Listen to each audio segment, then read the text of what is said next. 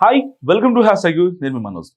వివాదాస్పద దర్శకుడు రామ్ గోపాల్ వరంపై ఇటీవల ఏపీలో వరుసగా కేసులు బుక్ అవుతున్నాయి. గతంలో CM Chandrababu, deputy CM Pawan Kalyan, మంత్రి లోకేష్ ఫోటోలు మార్ఫింగ్ చేయడంతో పాటు అనుచిత వ్యాఖ్యలు కూడా చేశారంటూ ప్రకాశం జిల్లా మద్దిపాడులో టీడీపీ నేత రామలింగం ఫిర్యాదు చేశారు. ఈ మేరకు హైదరాబాద్లోని వర్మ నివాసానికి వెళ్లి విచారణకు హాజరు కావాలని నోటీసులు ఇచ్చారు ప్రకాశం జిల్లా పోలీసులు. ఇక ఆ తర్వాత నుంచి అసలాట మొదలైంది. ఎప్పటికప్పుడు పోలీసులతో దోపుజులాడుతున్న వివాదాల వర్మ ఒక రకంగా వారికి సవాల్ విస్తున్నట్టే కనిపిస్తుందని అంటున్నారు రాజకీయ పరిశీలకులు. సో షూటింగ్స్ పేరుతో ఇప్పటికే 2 సార్లు విచారణకు డుమ్మా కొట్టారు ఆయన. అంత బాగానే ఉంది.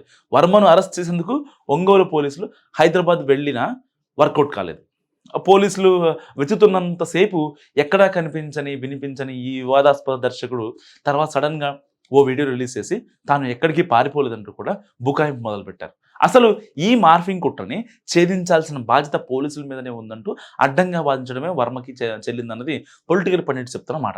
ఈ క్రమంలోనే తనపై నమోదైన కేసును కొట్టేయాలని వర్మ హైకోర్టుకు వెళ్ళడం, ఇంకా న్యాయస్థానం ఆ పిటిషన్ను తిరస్కరించడం, ఇవన్నీ సైమల్టేనియస్గా జరిగిపోయాయి. సో అరెస్ట్ నుంచి రక్షణ కల్పిస్తూ మధ్యంతర ఉత్తర్వులు ఇచ్చేందుకు కూడా హైకోర్టు నిరాకరించింది.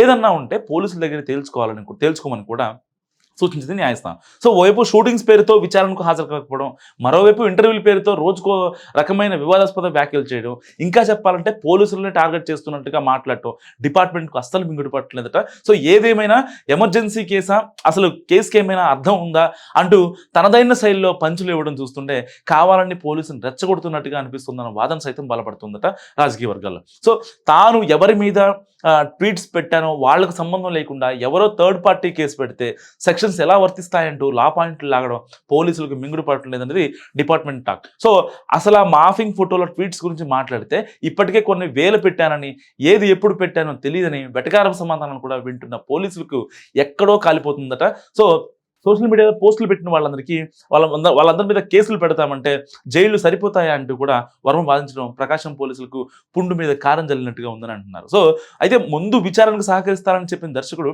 ఇప్పుడు ఎక్కడో ఉండి తమను కించపరిచేలా మాట్లాడడాన్ని తీవ్రంగానే పరిగణిస్తున్నట్టు సమాచారం. సో ఎక్కడో చాటున ఉండి అడ్డదొడ్డమైన వాదనలు చేయడం కాదు, అంతగా తాను తప్పు చేయలేదనుకున్న నమ్మకం, ధైర్యం ఉంటే చట్ట ప్రకారం ముందుకు వచ్చి తాము అడిగే ప్రశ్నలకు సమాధానం చెప్పాలని చెప్పి చాలా మంది కోరుతున్నారు. సో రాజకీయ వర్గాల్లో ఇదంతా ఒక ఇలకత మఫ్లీ నడుస్తుంది.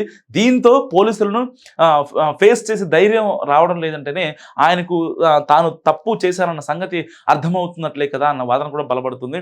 సో ముందు చాటుమాటను ఉండి శ్రీరంగ నీతులు చెప్పడం మాని విచారణకు హాజరు కావాలని, లేదంటే చట్ట ప్రకారం ముందుకు వెళ్తామంటున్నారు పోలీసులు. సో హైకోర్టు ముందస్తు బెయిల్ ఇచ్చిన పోలీసులు మాత్రం విచారణకు హాజరవ్వాల్సిందేనని, అందులో ఎలాంటి మినహాయింపులు ఉండవని అంటున్నారు ప్రకాశం పోలీసు అధికారులు. సో ఈ దాగుడు మూతలు ఎన్నాళ్ళు నడుస్తాయో, చివరికి ఎవరిది పై చేయవుతుందో చూడాలి మరి. సో ఆర్జీ వ్యవహారం గురించి మీరేమనుకుంటున్నారు? నా కామెంట్ రూపంలో తెలియజేయండి. చూస్తూనే ఉండండి హ్యాష్ ట్యాగ్ యూ.